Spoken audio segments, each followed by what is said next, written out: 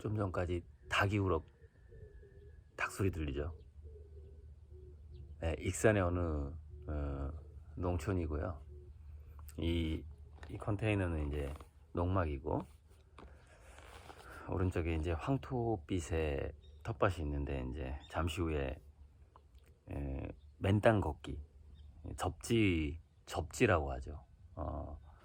그러니까 어싱이라고 하는데, 이제 새벽도 아닌데 수탉이 막 계속 우네요.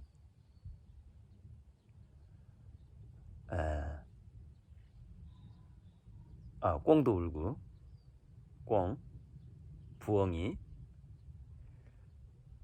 그래서 잠시 후에 이제 황토길을 좀 걸으면서, 이제 라디오 들으면서 황토길 좀 걸을 거고. 이 동네가, 그러니까 제 주변에는 이제 민가가 딱 좀 멀리 떨어진 하나가 있고, 대부분 50m에서 100m 이상 이렇게 민가가 있는데, 이제 풍경은 안 찍을 거예요. 여기는 이제 은밀한 곳이기 때문에 은지, 이게 딱 컨테이너만 나오게 여기서만 동영상을 찍을 건데, 소리를 들으면 이제 대충 여기가 어디다 알 수가 있고, 주변에 보이는 풍경 중에 한 40%가 대나무고, 소나무가 한 40%, 20%는 기타 화렵수, 꿩, 이렇게 돼 있는 곳이고요. 참, 이 얘기 하려고 영상 찍고 있는데, 마티스 얘기를 하려고 그런다. 마티스, 아이고, 영상에 비치네. 마티스 얘기를 하려고 그래요.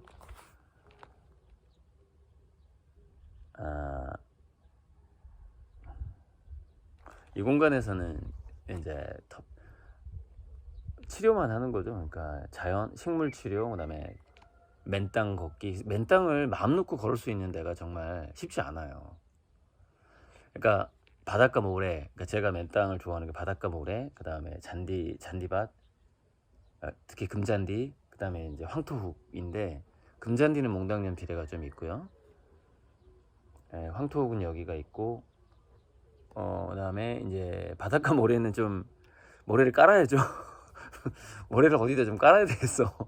모래를 좀 걷고 싶은데, 모래를 한 차 사다가, 저기 한 트럭 사다가 춘포공장 남쪽에다 좀 깔아야 되겠네. 거기서 모래를 좀 걷고 싶어요. 모래 위를 이렇게 조약돌 같은 거, 자갈 같은 거 좀 깔고, 일부는 자갈밭, 일부는 모래밭 해가지고 이렇게 좀 그렇게 하면 되겠네요. 오늘 떠오른 생각이. 자, 마티스가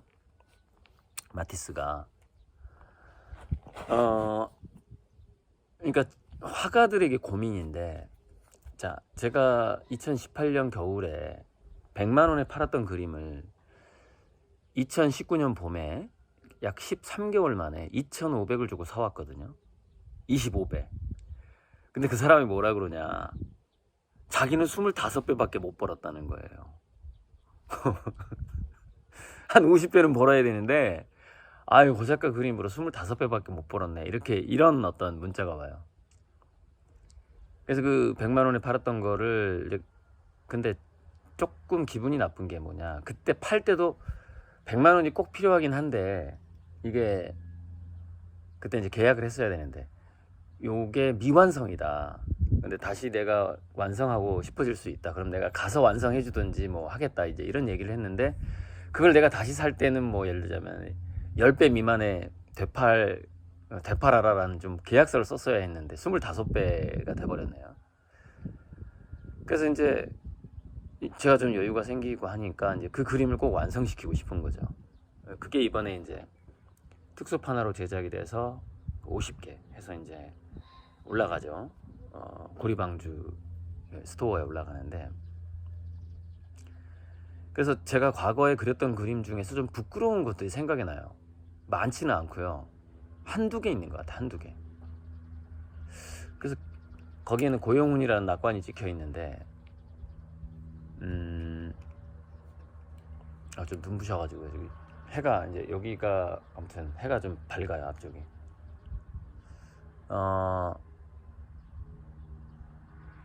뭐 부끄러운 게 뭐냐면, 사진 보고 그린 거. 사진 보고. 그러니까 제가 직접 가서 이렇게 그린 게 아니라 남이 찍은 사진을 보고 그린 거. 이게 부끄러운 거예요. 그러니까 만약에 풍경을 그리고 싶다 그러면 내가 찍은 사진이어야 돼요. 그러니까 남이 찍은 사진을 보고 그린다는 것조차도 부끄러운 거예요, 저는. 그런 것도 안 해요. 그리고 미완성된 그림을 누군가를 준다는 것도 굉장히 부끄러운 거예요. 그게 이제 화가의 마음이죠. 근데 마티스가 여기 이제 이 링크 오늘 뭐 저녁에나 달아드릴 건데 여기는 인터넷이 없습니다. 예. 아무튼 링크 휴대폰으로 막 이렇게 하기가 저기 귀찮아서 노트북으로 해야 돼요. 마티스가 정물화를 하나 그렸는데, 그러니까 여기는 이게 여기 이 상황 이 어떤 문화 기자가 쓴 앙리 마티스에 대한 내용보다 저는 그 상황이 더 이렇게 절실하게 다가와요. 화가니까 아니까 어떤 상황인지. 자, 그때 그러니까 월세를 못 내고 있었고 정육점하고 빵집에 외상값이 있었어요. 생존이 거의 어려운 상황이죠. 저도 이제 2018년에 그랬죠. 정육점하고 빵집에가 외상값이 있었고, 이제 여기 보면은 마티스가 쓴 일기장을 그대로 한번 읽어드릴게요. 그리고 제가 이게 어떤 상황인지 말씀을 드릴게요. 자, 이건데 이거 마티스가 쓴 일기장이에요. 읽어줄게요. 정말 가슴이 아픕니다. 그러니까 제가 우리 아미고님들 중에서 화가와 그림의 어떤 그런 관계, 그리고 화가가 그림을 판다라는 것, 그것은 파는 게 아니라 자기 딸을 시집 보내는 것이다라는 것. 이게 이제 우리 일란 선생님이 항상 했던 얘기예요. 화가는 그림을 파는 게 아니라 딸을 시집 보내는 것이다. 그러니까 우리가 딸 자식을 시집 보내는 부모의 마음을 아시는 분은 알고 모르는 분은, 그러니까 우리 그 작은 아버지가 딸이 5명이에요. 큰 딸을 외동아들 집에 시집을 보냈는데 8년 동안 애를 못 낳는 거예요. 8년 동안.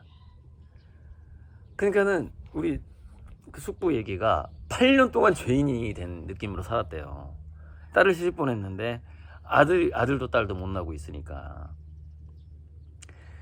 그 한의사인데 또 그 아들은 그 사위가 한의사인데, 제 그림도 그 한의원에 걸려 있는데 그 그림 다시 주기로 했습니다. 그냥 공짜로.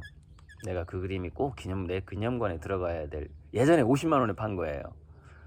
예전에 50만 원 판 거를 여차저차해서 이제 사촌 동생한테 얘기를 했더니, 오빠 그냥 줄게요. 오빠가 우리 도와준 것도 많은데, 이러는 거예요. 근데 어떤 사람은 100만 원에 사갖고 내가 미완성이라 좀 완성을 해야 되니 다시 사야 되겠습니다 했더니 3천만 원 주세요. 딱 그런 사람도 있고 뭐 왜 남이니까. 근데 이제 사촌이 그냥 가져다 주겠다고. 근데 코로나 때문에 지금 제 그림이 아직 못 오고 있습니다만은 곧 오겠죠. 그래서 8년 만에 이제 아들 낳던가 아들 딸 낳던가 해서 이제 그 2세를 2명을 낳았어요. 그 동생이. 그랬더니 숙부님이 하는 얘기가, 이제 그 마음이 놓인다고. 계속 자기가 그 딸 자식 시집 보낸 아빠로서 막 죄 짓는 것 같고 남의 집안을 막 말아먹는 것 같고 막 그 죄책감이 들었다는 거예요. 그러니까 화가가 이제 우리 선생님이 딸을 시집 보내는 것 같다, 그림이. 그러니까 이 그림이 가서 요거도 먹지 않게 해야 된다는 거죠. 그러니까 완성도가 중요한 거예요. 근데 이제 어쩔 수 없이 타협하는 경우가 있습니다. 이게 지금 돈이 당장 필요해. 근데 이게 완성도가, 나는 90점까지 올려야 되는데 이게 85점이 나온 거야. 5점이 미달인데 내 보내 말어. 이제 고민을 하는 거야. 이제 이거 5점 미달인데 이러면서. 그러니까 누군가의 그 딸 이름이 미달이라고 있잖아. 미달이. 옛날에 드라마에 생각나네. 그 백영규인가, 아무튼 그 탤런트가 뭐 그 딸내미 이름이 뭐 탤런트, 그 드라마 제목은 생각 안 나는데 미달이라고 있었는데 미달이 된 거야. 미달이를 시집 보내야 되네. 그 안타까운 마음이 있어요. 자, 마티스 읽어드리고 이게 어떤 상황인지 말씀드릴게요. 어느 날 정물 그림 하나를 완성했을 때였다. 이 그림은 이전 것만큼 좋았고 나도 마음에 들었다. 이 그림을 내놓으면 내가 그렇게 필요했던 돈이 올 것임을 직감할 수 있었다. 그래서 그림을 갤러리에 넘기려는 유혹이 들었지만 내가 만약 그 유혹에 넘어가면 그것은 나의 예술적 죽음이 될 것이라는 것도 알았다. 예술적 죽음을 언급한 겁니다. 예술적으로 죽으면 화가는 끝난 겁니다. 영혼 없는 화가가 되는 것이죠. 그래서 남의 그림을 모방하면 안 되는 거예요. 자기만의 독특한 컨셉이 있어야 되는 것이고. 자, 후반부 읽어드릴게요. 지금 생각해보면 그때 그림을 없애려는 데는 엄청난 용기가 필요했다. 정육점과 빵집에서 밀린 외상값을 내라고 손이 뻗쳐오던 시기였다. 그럼에도 나는 그 그림들을 없애버렸다. 그날을 나는 나의 해방일로 부른다. 자, 해방일. 제가 왜 독촉하는 사람들한테 그림을 돈을 이자 붙여서 환불하는지 알겠죠? 그거는 화가의 영혼을 구속하는 짓이거든요. 그래서 해방이 돼야 되기 때문에 환불을 해버리는 겁니다. 자, 이 상황이 마티스가 어떤 상황이었냐면은 캔버스가 없어요. 살 돈이. 그렇잖아요. 아니 지금 정육점하고 빵집에 외상값이 있는데 캔버스 살 돈이 어딨냐고요. 우리 일랑선생님 사모님 그랬잖아요. 당신도 그림 그려 그랬더니 화선지를 살려고 그러면 콩나물 그램수가 생각나는데 어떻게 그림을 그릴 수 있냐. 일랑선생님 그 사모님 말씀이잖아요. 그런 상황인데 이 그림을 잘 그렸어. 아, 멋있어. 근데 뭐죠? 한 두세 가지 이유가 있습니다. 그 그림을 없앤 데는. 첫째, 남의 그림 경물화를 참조했을 가능성. 그러니까 어떤 작가 거를 따라한 거죠. 그렇기 때문에 팔기도 좋고 보기도 좋은데, 예를 들어서 꽃그림이나 소나무 그림이 그렇게 잘 팔려요. 바다 풍경 잘 팔려요. 근데 그거 과거에 안 그린 사람이 없는 거야. 안 그린 사람이 없어 그거를. 그러니까 내 생각에는 고야의 그림을 따라했을, 그러니까 그 당시에 정물화로 유명한 사람의 그림을 마티스가 따라했을 가능성이 있습니다. 그러니까 이거 팔 수가 없는 거야. 이걸 내가 이 그림을 그렸다라는 게 역사에 남게 되면은 예술가로서의 죽음이에요. 그거를 이제 없앤 거죠. 근데 불태우진 않았겠죠. 왜? 가난하니까. 그래서 어떻게 했느냐? 가족들한테 긁어내게 합니다. 그래서 그 당시에 가족들이 마티스 때문에, 이 알바도 아니죠. 노동을 해야 되는데, 그러니까 캔버스가 있으면은 그림이 잘못된 그림을 이거 긁어 그러면은 자기 아내하고 애들이 긁어야 되는 거야. 이렇게 긁은 다음에 다시 그려야 되니까 거기다가 더 좋게. 근데 저도 뭐 이렇게 잘못된 거 막 덮어버리고 막 이러는데 계속 수정을 하잖아요. 근데 그 당시에 유화라는 거는 이렇게 두껍게 바르기 때문에 긁어내야 하고, 저는 아크릴로 좀 얇게 그림을 그린 다음에 이게 잘 나왔어. 그때 두껍게 얹히거든요. 태양 같은 건 처음부터 두껍게 하고요. 어쨌든 정말 배를 쫄쫄 굶어가면서 자기 남편의 그림의 수정을 위해서 이 칼로 캔버스의 물감을 긁어내는, 그게 마티스 가정의 풍경이었어요. 종육점하고 빵집에서는 외상값 갚으라고 하고, 그런데도 그림을 갤러리에 안 팝니다. 왜? 예술가의 예술적 죽음이 오기 때문에. 그런 거를 함부로 팔았다가는. 그 심정은 정말 제가 잘 알고요. 저도 그렇게 살아왔고, 그래서 아미고님 덕분에 지금 많은 실험을 하고 있고 잘 되고 있는데, 또 소나리 덕분에 제가 1인 기업이 됐잖아요. 혼자. 아, 소나리 너무 고마워 진짜. 사람들한테 막 위협을 줘가지고 거짓말 해가지고 다 나가게 만들었어, 회사를. 저는 사람을 못 자르거든요, 마음이. 근데 지가 알아서 다 정리해줬어. 너무 고마워. 아니, 막 신께서 보내신 천사 같아. 우리 뭐 별명을 좀 소나리, 개나리, 개천사라고. 개나리도 나리꽃이잖아요. 그러니까 개천사. 천사는 천사인데 개천사야. 자, 제 그림의 그림 20개 주문한 익산 모 대학의 경영대학 교수가 모대학 원광대 익산 모 대학이 뭐 있나요? 익산에 원광대 경영대 교수가 춘포에 와서 흑염소를 먹을 때 그때 제가 제 그림이 가진 그 엄청난 신화적 힘에 대해서 말씀을 드렸어요. 그러니까 그런 얘기를 못 들어봤겠죠. 유튜브에도 별로 유튜브 뭐 다 지켜보지 않는 한은 들어볼 수가 없죠. 고구려 신화, 몽골, 전 세계 인디언까지 포함해서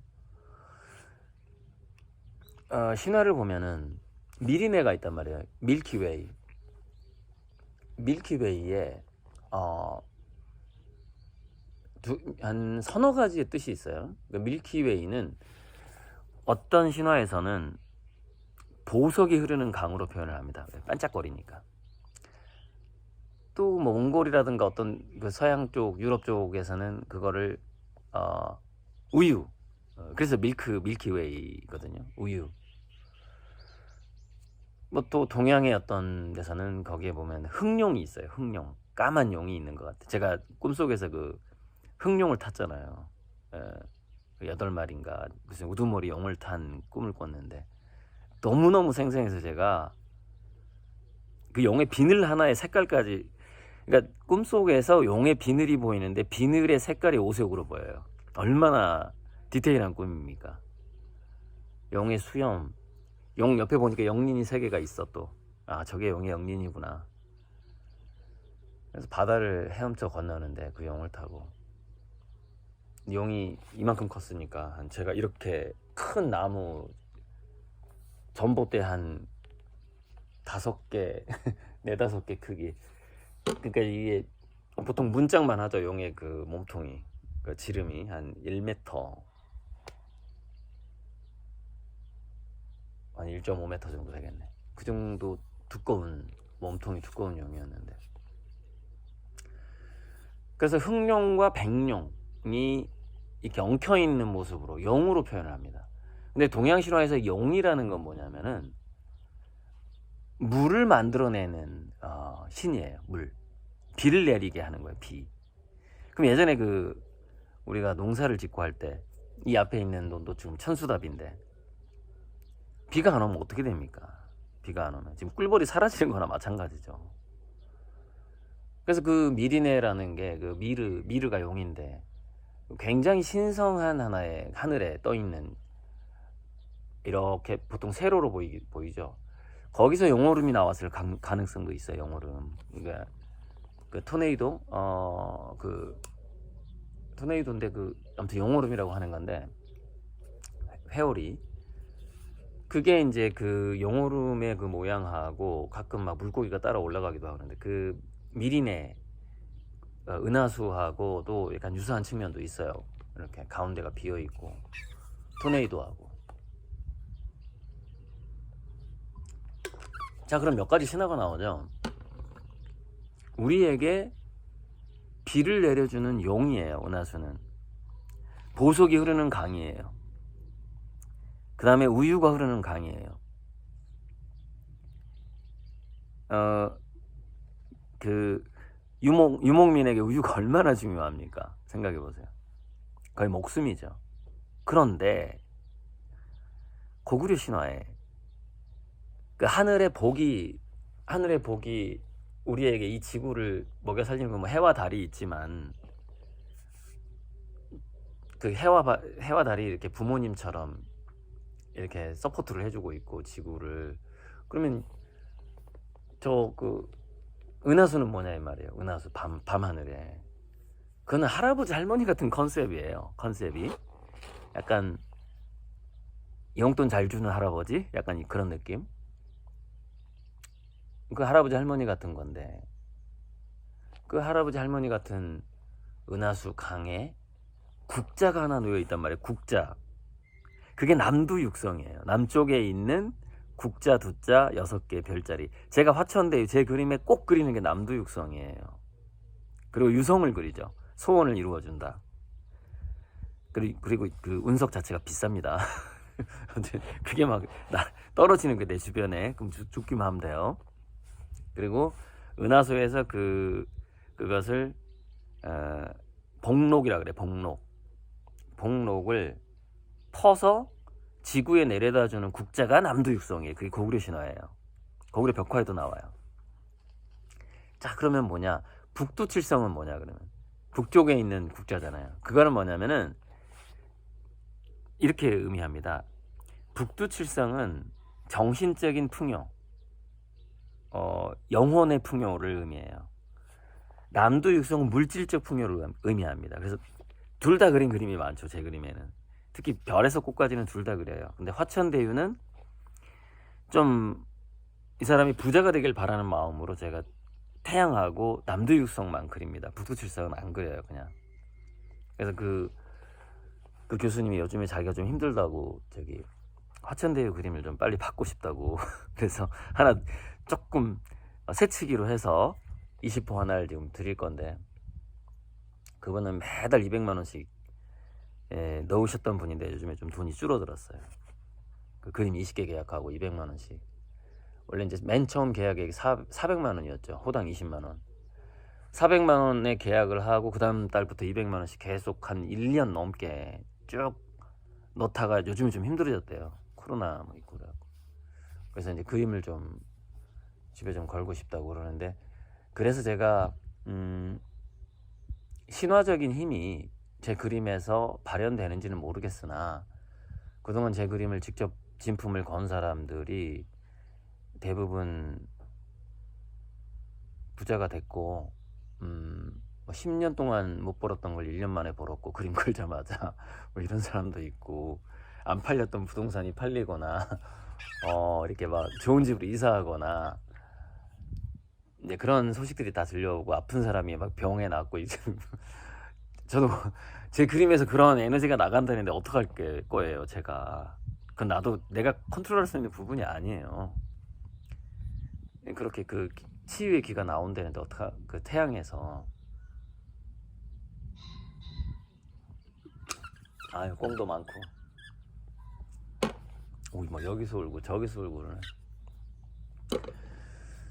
그래서 아마 한두 달 내로 지금 현재 12개를 동시에 그리고 있는데, 하나는 갔고 하나는 완성됐기 때문에 며칠 내로 갈 수 있고, 하나는 한 일주일 내로 갈 수 있고, 이런 식으로. 그러니까 평균 일주일에 한두 개씩 이제 지금 70~80%가 다 올라와 있기 때문에 그 완성도가 쭉쭉쭉 이제 배달이 기업은행께 드디어 이제 끝나는 건데 와, 기업은행 주문량이 이제 33개월이 지나가지고 기업은행 주문량을 이렇게 다 보내기에도 좀 시간이 빡빡했어요. 왜냐면 이게 소나리 문제 때문에 정신적인 그 그림 그리는데 시간을 좀 많이 할애를 못했다 이거죠.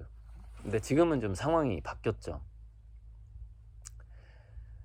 왜냐면 소나리가 고마우니까. 이렇게 한가하고 1인 기업으로 만들어줘서 참 고맙고, 인건비를 매달 3천만 원씩 절약을 해주고, 너무너무 고마움을 참 많이 느끼고 있어요. 그래서 소나리, 개나리, 개천사 너무너무 감사하고. 그래서 아무튼 마티스가 그림을 정말 식재료 값이 없음에도 불구하고 그림을 갤러리에 팔지 않았던 그 심정, 그리고 제가 그림을 독촉한다고 해서 뭐 빨리 주거나 그렇지 않아요. 독촉하면 아예 그림을 안 줘버립니다. 그것은 되게 같은 거예요. 같은 마음인 건데. 그리고 딸 자식을 시집 보내는 마음, 그런 거를 좀 연결해서 생각을 해주셔야 돼요. 그리고 마티스가 얘기했던 예술적인 죽음이라는 것은 과연 무엇인가? 예술적인 죽음. 그러니까 저에게 독배를 마시게 하는 사람들이 있어요. 제가 왜 독배를 마십니까? 그냥 환불해버리지. 이상입니다. 써니.